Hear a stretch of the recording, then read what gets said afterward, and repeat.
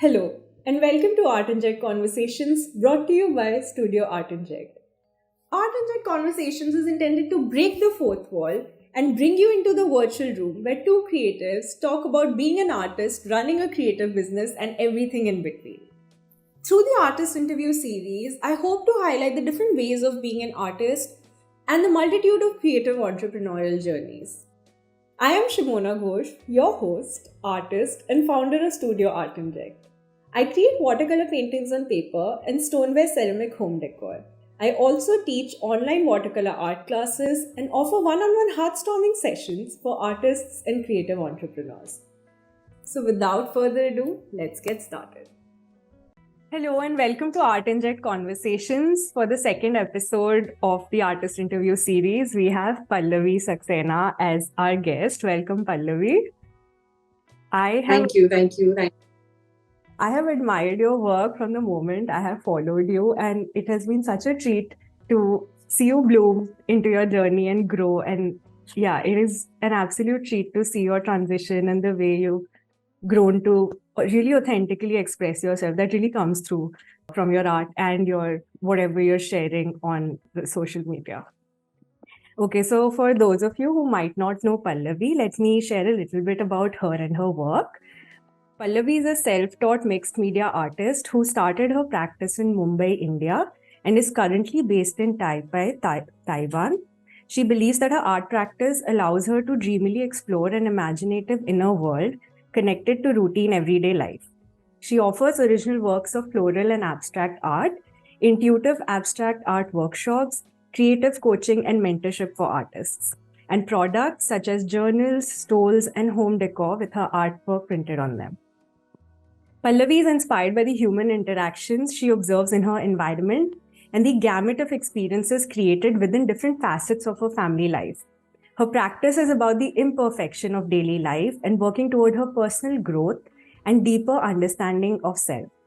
She looks to document the rawness of these moments through color, movement, abstract brushstrokes, biomorphic shapes and figures, collage, and adding and subtracting layers of paint. Is there anything else you'd like to add to that?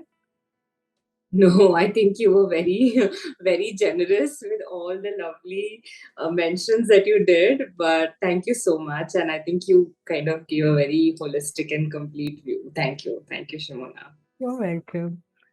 Okay, so let's start with the questions. Can you trace your journey from how you got started with your art practice and how it has transitioned into a business? It was gonna go a really long time behind because my mother is an artist. She was not a practicing artist. She's not a practicing artist per se, but is an artist, and I think I've been holding a brush in my hand since forever. I don't know when it started, how it started. I remember as a child, my mom used to keep doing painting bed sheets, home walls, and we were always a part of it. And then it was the competitions in school and things like that, and then I studied art, bit of art, I gave exams, so it's been forever that I have been making art, and it never stopped. So I was as a student, I always did well academically as well. So it was always like between academics and art, what do I do? But obviously in India, we are in India, and we kind of continued and chose academics to move further. But even after college, even when I was working in the corporate, I was always making art. So I used to like travel by Uber or something like that. So I used to sketch in Uber, and I always found time for it. And fortunately for me, I was with such good organizations that I had a wonderful work life balance. I got to travel almost every other country in the world. And because I was in marketing, I also got a chance to experience different people, cultures, and creativity, campaigns, and everything like that.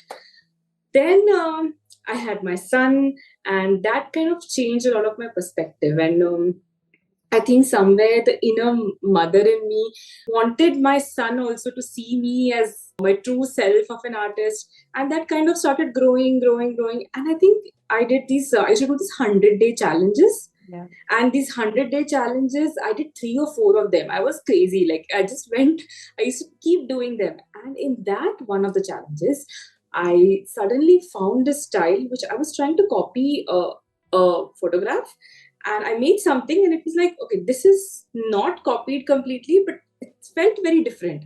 I felt like that was the point when I really started understanding what is my style. And that's when I consciously started developing and growing. And I think this was in 20, that's the COVID lockdown time, when I Right. really started into this whole thing of being an artist, how it is, and how do I want to show my art, and also making art authentically and not copying others. Because I think almost every artist starts by copying the Yeah. masters. So yeah, that's been my journey so far. Yeah, Yeah, in that's terms of art. interesting. I didn't know that you always continued with your art. That's good to hear. A lot of people, usually lose touch with it and then come back to it. So it's nice to know that you've always kind of made time for it and incorporated it into your life. Yeah, I think it was because of my mother as well, right? Because I was staying with her them, and she was always doing something. So Hmm. it almost came naturally to me that I have to Yeah. do it, and I will do it. It came like after coming back after school or college or work. I was making art. Like there was some canvas always on work in progress. Yeah, yeah, that's really cool. Okay, so what is it like being a professional artist and having a day job that you love? I know that you feel strongly about being multi passionate, and in the past have talked on your social media about the popular narrative of either choosing to be a full time artist or having a 9 to 5 job. Basically, a this or that narrative instead of a this and that narrative. And what were the challenges that you faced in a world where there's a loud message to either not pursue your creative dreams or pursue them while letting everything else go? Sure. So I think there are two aspects to this question. First is our personalities, and second is basically the sustainability. Okay, so when I talk about personalities, is like there are people who like to have a single focus in life, like having a lot of different other kind of work can overwhelm them, and then there are people like me who like to have who have multiple passions. I could say like marketing. I'm a tech marketer, and it is one of my passions. I have served different organizations, and I'm working in jobs that are demanding but also have a work life balance. Hmm. So I feel like the chaos of my motherhood, like the chaos of this life, in some way my job also kind of it thrives, my art thrives with the job. So they are deeply entangled together is what I have come to realize. And that's why when I joined social media as a profession, as an artist, and I started seeing this narrative that okay, someone's being brave by leaving their job, like there was this whole narrative that I'm leaving my job to pursue my art for 100% of the time. And I used to feel okay, like I'm fake, or I cannot tell anybody that I'm a real artist. I wouldn't introduce myself as an artist. And then slowly I realized now that I am also being brave by pursuing two things together. I am also being brave, and there are people like me who would probably want to do something like this. So I want to speak to those people and say that it's okay to do that, especially when you're young and you're trying to make a living. I mean, it is fine. And this is where the second point comes, sustainability. As an artist, to have a sustainable income from your art, it does take time, and it takes time in any career. You could Definitely. be in any, you could be engineer, you could be a doctor. You will take time to build sustainability. So I believe the future of work is multiple income streams. So whether it is you're doing through a day job, or whether you are buying a prop, you're buying assets, you're putting it on rent, there is some way that you have to not put so much pressure on your creativity to give you all the money. Will this be my only source of income? Art? I don't want to put that much pressure on my creativity. That's why the business of products, probably teaching, where I can actually be a little loose and build some money, have a sustainable life, and obviously make art freely. That Yeah. I don't have to make art to sell, that's my whole purpose. I think that's what's there. Yeah, that is so refreshing to hear because if I'm being honest, when I think 1 year back, I left my job because of, all these artists or coaches or whatever we follow. They have this message that, you know what, if I can do it, you can do it. There's so much money in art. You don't have to worry about anything. You can make loads of money with art and there's no issue. And what they leave out, Bigger income, yeah, yeah. I yeah, am. yeah. Yeah. 6 figure, definitely, yeah. And what they conveniently leave out is that it takes time. And they Yeah. don't share that. And they don't. And they kind of, like you said, they kind of shame you into, if you're not doing just art, you're not a real artist. And 1 year after having left my job, I don't regret leaving my job. But at the same time, I do feel like, it's putting too much pressure on my art for it to be everything, for it to make money for me, for it to fulfill me, for it to do all the tasks and all the jobs. And even I loved my work. It's not like I hated. So I was always a little confused about this narrative because I loved what I did as a lawyer. What I didn't love was, as a litigation lawyer, the life can be very hectic. The job is very rewarding, but the life is hectic. So that was one of the reasons I left. I don't regret leaving. But at the same time, I feel like I should have thought it through that I need to have a separate way to make money and not put Yes. all that pressure in my art. So I think it's very important for us to kind of discuss that and accept that it does take, like you said, like in every other profession, it does take some time to establish yourself financially. Yes. Yes, and I think it's so important, right? Because I feel that's a very false narrative that is going to sell courses, six-figure incomes. And I'm thinking that how many careers do you make six-figure income in the first year? I mean, how many careers do you do that? Why are we saying artists should make six-figure incomes? So it's a very false narrative to obviously, and the thing is, that's why when I come to teaching, I genuinely feel that it's so important to be truthful about it, right? Because you are giving such an important part to the student. I think you need to give your creativity the time to thrive. That's also very important. Yeah, that's true. Yeah. Because like in the last 1 year, my focus has kind of shifted from art making to, oh, how do I make this work? Like the focus is there. I'm still making art, but I don't like those constraints of, not being freely able to make art. So moving on to the next question. I've shared this with you before that how I admire your work and your growth and the evolution of your art practice. Also, I'm really inspired by how committed you are to your practice and how you authentically express yourself in your art and how you show up as an artist. And these are two of the biggest concerns that a lot of artists have, especially artists who are in the beginning stages of their journey. That how do I find my authentic expression in art and how do I create art consistently? What has been Yeah. your experience in successfully tackling these two concerns? So, like, if I talk about consistency, right? Like, so when I was making art, I was always making art, but I was not consistent. Then, when I was working, I was in a job which was traveling. So, I was traveling a lot. I was traveling outside India. It was very beautiful. So, I started taking a small sketchbook and started painting and drawing. And then started my Uber rides. I think Uber started then in India. And I had to take a 45-minute commute to work. So I was like, kya karenge 45 minutes? I used to end up watching random videos. So I just started drawing my hands and feet. Like I used to look at them and draw them in the car. And then slowly I realized that every time I was drawing, it was getting better. It was getting better every single time. And I was like, okay, this is cool. Like so I'm not a realistic artist. I can't go to the extreme level of realism, but I realized I was getting better. So then I started doing this again. I kind of got into this whole, I'm a nerd that way. Like, I'll be like, okay, I'm getting better. Okay, now I'll do a 30-day challenge. Now I'll do Inktober also. I'll do 100-day also. And I started doing these like crazy. Then my son was born. And whenever he used to sleep, I used to paint and draw. And I graduated from pencil to watercolors and things like that. And that's when I realized that there is nothing like talent. It's everything is consistency. If I can be consistent, then consistency and discipline. Like these two things, if I can do it, anything can happen. If you want to run, if you want to work out, like anything, it is only consistency and discipline. And if we can continue that, then it will get better. And I also don't agree to this whole narrative that you have to be in a good mood to make art. The and this is one of my life coaches. Her name is Katrina Folkman.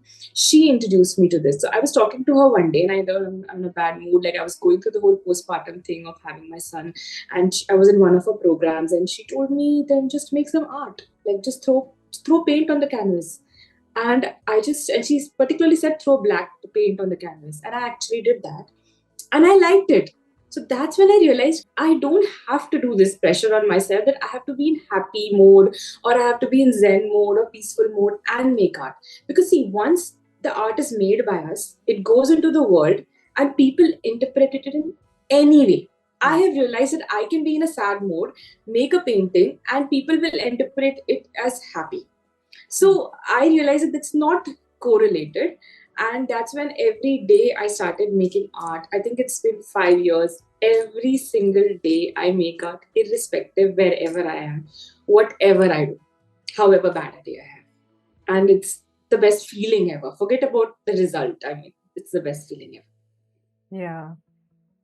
Yeah, I And did tell you that even I struggle with this, that I feel like I can't make art if I'm not in a good mood. But it's like you said, it sounds so obvious that, of course, if I make art, I will feel better. And yet we stop ourselves from kind of making it, thinking, oh, what kind of energy am I putting out into the world? That's what I was thinking. But after the conversation that I had with you, I realized that I have all these different kinds of energy, and all of it, there's nothing negative or positive about it. All of it deserves to be expressed.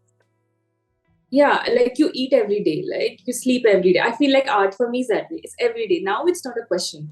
But I feel like there are three things that can really help you build a consistent art practice. And I think I always share this with everyone is first is like have a workable workspace, like something that you don't have to clean. Because I feel art requires cleaning.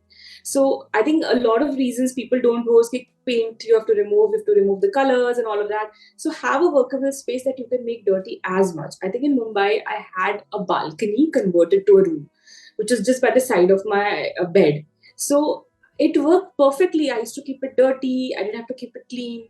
So that's the first thing. And I think the second thing that you can really, really do to develop consistency in very small steps is basically, okay, don't pursue perfection, like just make anything. So let your sketchbook be bad. Like I think for the longest time I used to stop the sketchbooks if I felt that there was a bad painting, like I just did not use the sketchbook again. But now I just move the page and I'm like, okay, I have to continue. And the third, I think, and the most important one, and this is something that has been mentioned in Atomic Habits, it's a very good book on time management, is where he says that you attach it to a routine activity.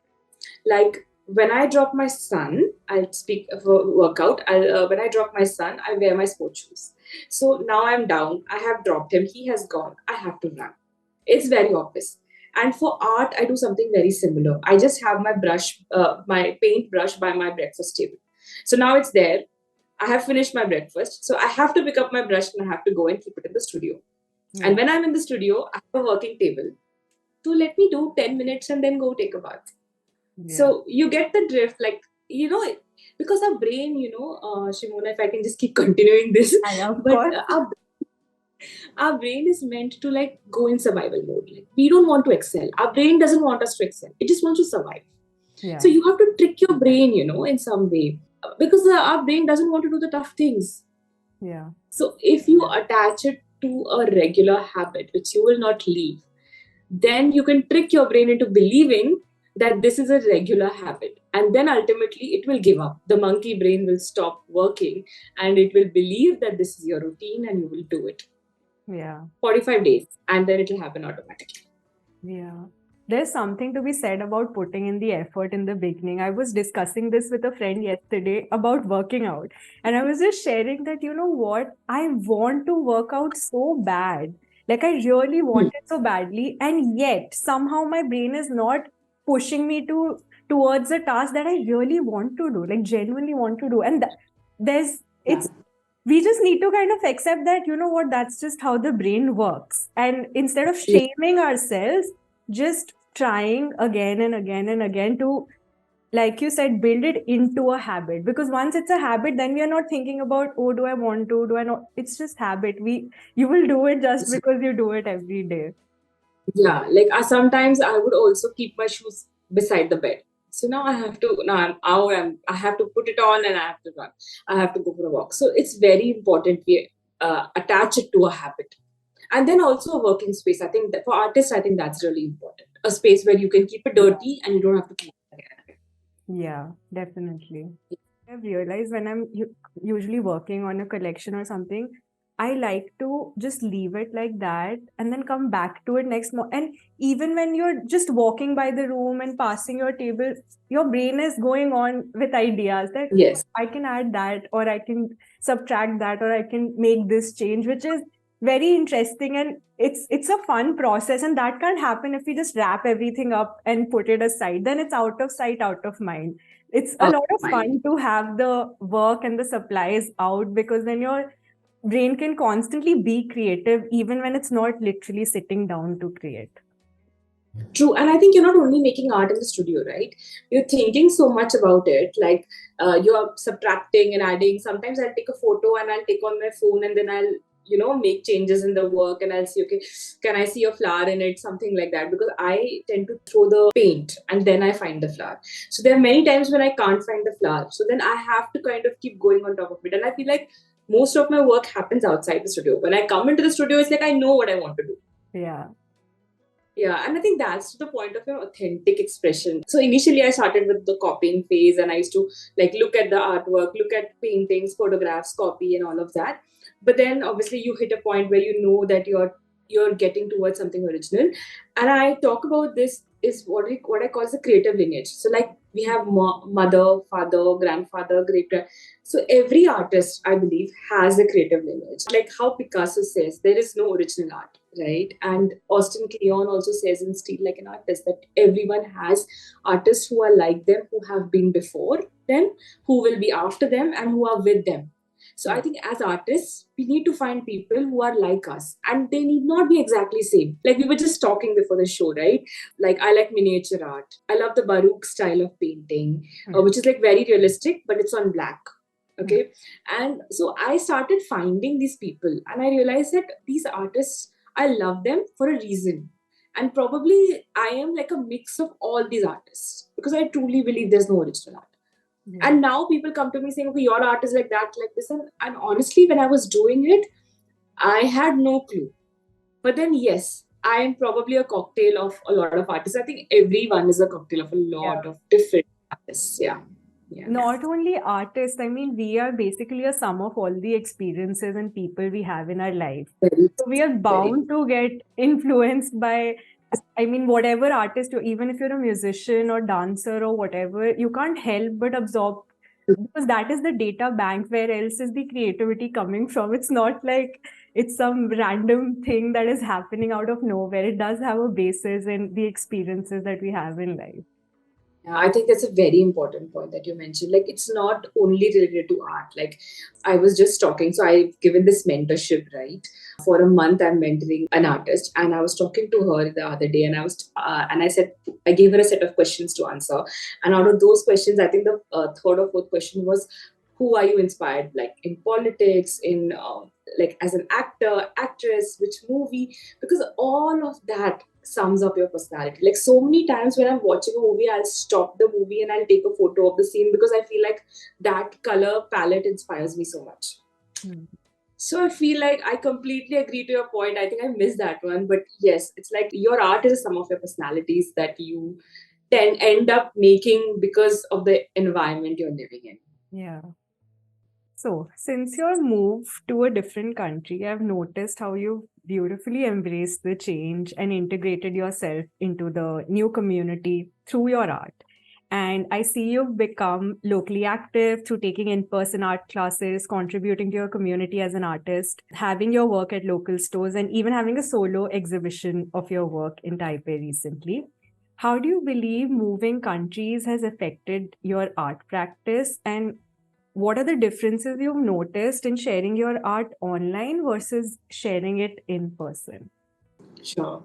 So, especially because Taiwan is not an English speaking country. So, initially, I was very sad. I was worried. And because I had just started making my base in India, like I had done two gallery shows and people were knowing me. I was known by curators and things like that. And I was very sad that we are moving and I have to start from scratch in a country that's not English speaking.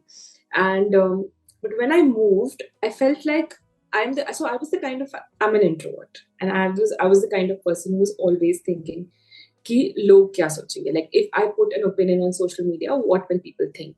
I was always thinking about that, and I think it felt like someone gave me a green light. Like, do what you want. Like, it was like a blank slate. Yeah. I felt like no one is seeing me now. So I can do anything I want. It felt like, I think that was the biggest thing.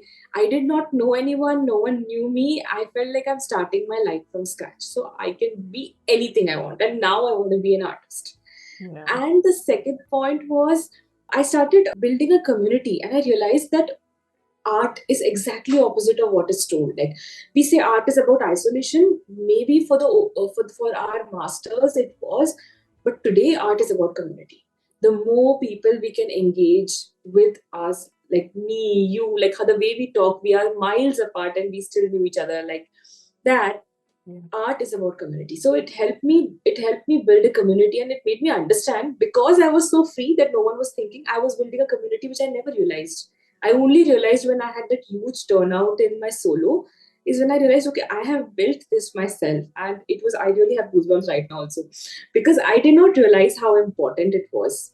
And I think third, and I think one of the most, it could be a controversial thing, is social life. I feel like social life, an increased social life in India. I had a very high increased social life in India. Like, every other weekend was with friends or family. And I'm not saying it's not needed, it's absolutely needed. But we go so much deep into a puddle that we stop exploring other people, places, experiences, and things like that. And while it's very important to be strongly, and it's not like I'm not connected, I'm still connected with my friends and my people and my family, but I feel like we stop that. We are happy in our puddle of known acquaintances. It's about new experiences, connecting with community, and obviously also not thinking of what people are going to think or do or say. That is Yeah, I think. tough fun living in India, I have to say. Although I've never really cared much about what people think, but I can relate that it's tough. And even I had some hesitation when I started sharing my art because, like you said, there's this culture, right? That if you're not a lawyer, doctor, engineer, or something to do with a more professional profession, then you're not Yeah. taken seriously. So even I had some shame around communicating that you know what, I am creating art and showing up without caring about what other people think. And it's so important, like you said, it's so liberating, the kind of things that we can do once we realize that no one's watching, and even if they are, we don't care. There's so much freedom in that. It's absolutely liberating is the word. It absolutely is. And the worst is, most of these comments will come from people who love us. And it will come in terms of taunts. Like someone very close to me said, okay, you're selling in dollars. Okay, yes, I am selling. I'm in a different country. Of course I have to sell in dollars. But it is going to be very heartbreaking for you. Now I will be thinking for the next 15 days if I should be selling in dollars or not. So that they don't realize. But in India, it's so entrenched that irrespective of the age group, I feel those comments keep coming. But I feel now like because I moved away, I have also been able to distance myself from those thoughts and those comments. Like, now a comment can come to me and I can just let it slide off. Yeah. But it's a very tough thing to achieve. And I think, yes, it really restricts the growth of us, or I think anybody in any profession and everyone. Yeah. Yeah. Moving on to, what are the differences that you've noticed in sharing your art online versus offline? Because I find this very interesting. I've been conflicted about this. When I began my journey, I thought, you know what, I'm going to do this online. It's going to be convenient, and I'm not sure how the art scene is like in India. And like, I mean, I thought that maybe new artists, and especially artists with not a formal art background, are probably not valued as much. So I thought, okay, let me play safe and I'll show up online. But I've started to kind of miss that, like you said, connecting with people, like being in person and sharing your work and talking about your work and having those conversations, because there's so much that can stem from just being in person. I recently went to this art show and I was just admiring an artist's work. And he came to me and he asked me, "Are you an artist?" And I hesitated because he just won the national award, right? So I was like, "Oh, yeah, I just started." And he was so kind, like the conversations that you can have. And then he went on to tell me that, you know what? you have an advantage that you didn't go to art school, because you don't have these barriers of this is how something is supposed to look like, and you have the liberty to fully express yourself without worrying about the technicalities of art.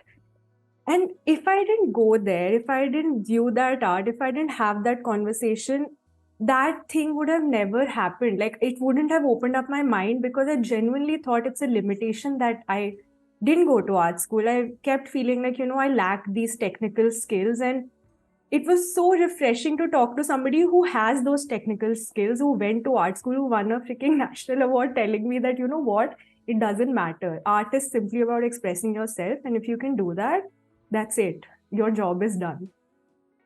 That's amazing. It must have been a confidence boosting and an amazing day, right? Yeah. I can imagine. Yeah. So I think it's completely different now, offline to online. I never thought how personal on offline is, because when a person, first of all, I have started to believe that you can make any kind of art. The interpretation is going to be it can be completely opposite. You can write anything down below as a brief. It doesn't matter. Yeah. Once it leaves your studio, it has a life of its own. It has its own soul, and it's going to go to the person who actually calls for it.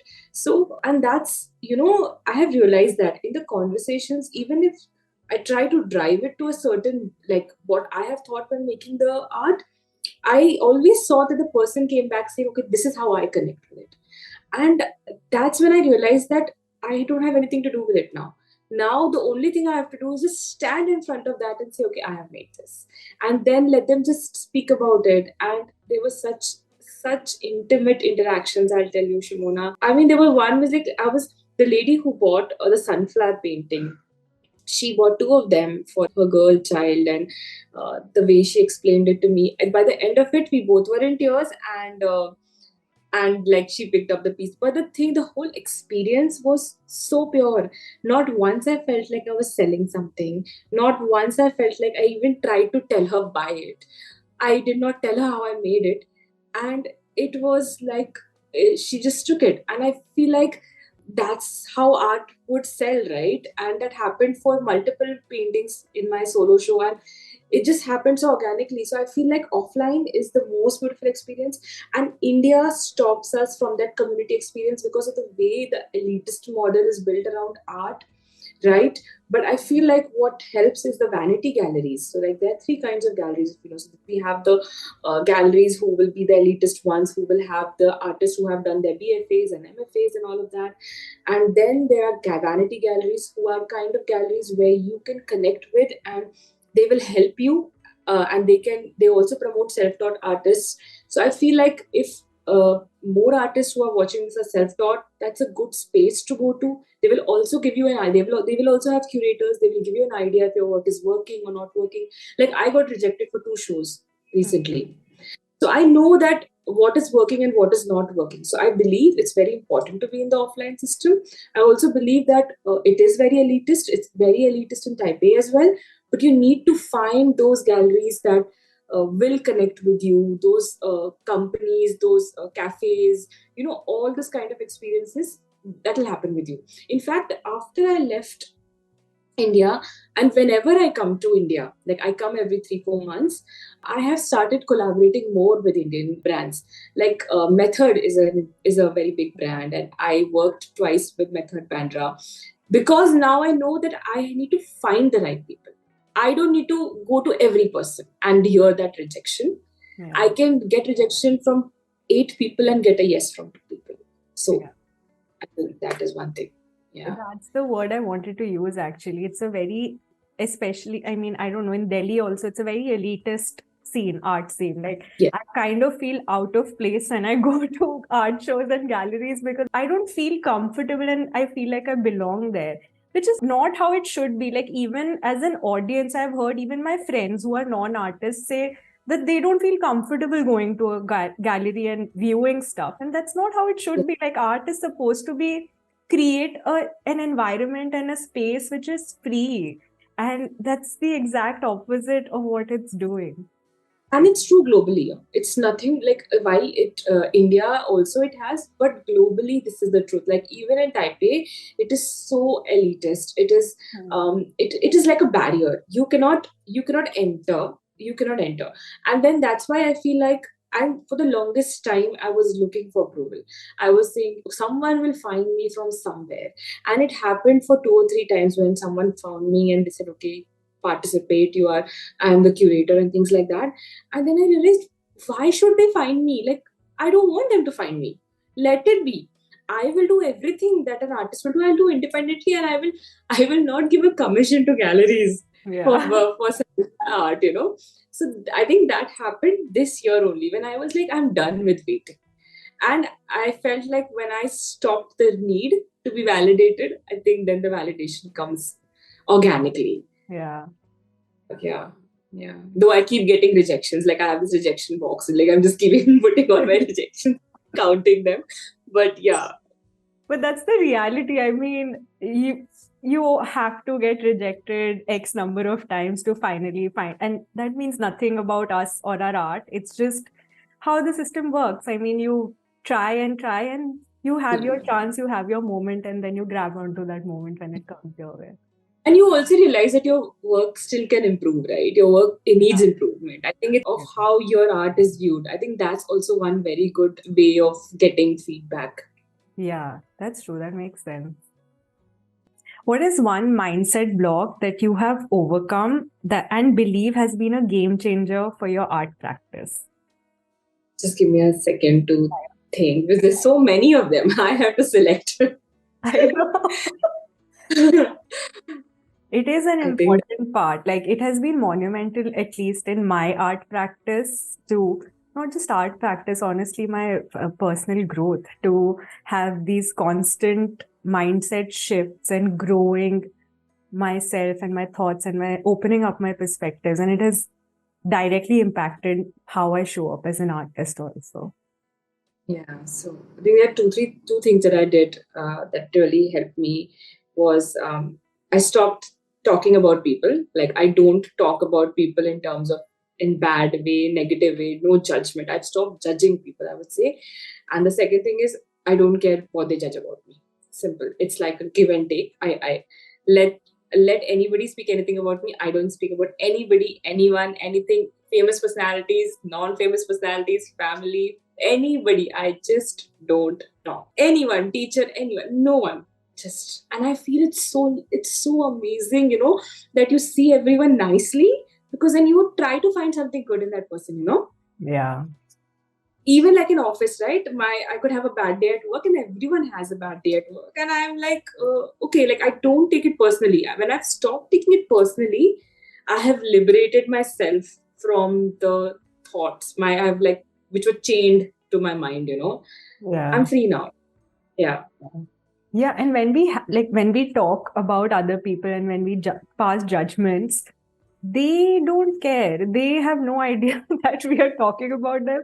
We are judging them. Those thoughts are just going on in our mind, and all the negative energy that is stemming from it, that is flowing in our body. They are not affected by it at the slightest. Yes. And even when someone comes to me to gossip and talk and judge and all, and I am like, acha, like, or okay, that's it. That's my response because I feel that I don't want that energy. Yeah. So I feel like when I know when to cut the negativity from my discussion, I feel like that has really, really, really changed for me. And everything I felt like was connected to that. The fact that my art doesn't sell was connected to that. The fact that what will people think about my art was connected to that. Everything was connected to the fact about people, right? Because Yeah. ultimately we are a community and we are with people. So yeah. Yeah, that makes sense. We don't realize, but when we start thinking about like this one thought we have or this one thing we do and how it seeps into all the different areas of our life, and we understand the depth and magnitude of it, that's when we can, come to the realization that, oh, this seemingly small thing is actually impacting every area of my life. Yeah. Because unconsciously we also change ourselves to suit the society, right? Yeah. So that is what happens, and then you're changing your personality. then how will your art be original, right? You cannot get your best version of yourself out because Yeah. ultimately art is just you on paper. Yeah. So yeah. Yeah, that's true. It's very interesting how just I don't think a lot of people who are viewing it totally realize it, but when we express ourselves through art, it just it has to be original in the sense that it has to be honest, even if no matter what we are creating, but there is a part of us on paper and there's an authenticity by default on paper because we are creating it in a certain state of mind that we are. Yeah, that's why some art cannot be completely copied, right? Hmm. Because it is the person's authentic personality on paper. Like if I say about my personality, in my regular life, I am so organized. Like I will have, if I show you my calendar, I will get embarrassed. It's like I have my workout plan. My even my son is organized. But when I come to my art, I am completely disorganized. So sometimes I feel like it's the perfect amalgamation. Sorry, but you know the thing that, and probably that's how I am fighting my unorganized, chaotic self. Like I like to do that or not, but in my life I like to be organized. Like I feel like Yeah. that's the And those are the different facets because even I've observed the same thing that generally I tend to lean towards like I have these perfectionist tendencies that I'm trying to kind of loosen up now. But when I'm working with watercolors, I have zero expectations. Like somehow that medium helps me completely let go of that side of me. And both of those sides are a part of me. Like I am both those people. And it's very interesting to see that we have all these different sides, which can sometimes be conflicting, but at the same time, it is you. Like these two very random things, conflicting things are coexisting within you. yes, and you get to choose which one to put forward, right? That's Yeah. also there. Yes. Yeah. Is there anything else you'd like to share with our audience before we wrap up this conversation? Nothing. I think you've covered all the topics really well. I mean, there's something that I truly believe as an artist, and I think you kind of sum them up so well. You have actually taken the pain to actually see what I'm doing, where I'm doing, and how, which are the points that I'm actually good at, which is good because I believe that I think consistency and discipline and being regular with your art, being free with your art is some of the things that I really believe in, and these are part of my value system, and I think you've covered them really well. So I don't know, I don't think there's anything that is left to cover. Thank you. I'm glad I could do justice to bring your voice forward because that's really the intention with this series is to bringing on different artists who have very different personalities and how they show up in the world and kind of showcasing the different ways of being and having these different perspectives and thoughts. Yeah, I'm glad that your perspective could be shared with the world. I'm glad that you gave me a chance, to be honest. Pallavi, thank you so much for agreeing to do this interview, for your time, and for sharing your story. I really appreciate you being here. Thank you. The pleasure is all mine, actually. Thank you so much. And to our lovely listeners, I want to say thank you for joining us for this conversation. And that you can find Pallavi's work at pallaviart.com. I will put all the links in the description. And she's also present on Instagram at Pallavi underscore art underscore. And Pallavi, if our listeners want to connect and chat with you, what's the best place to reach out?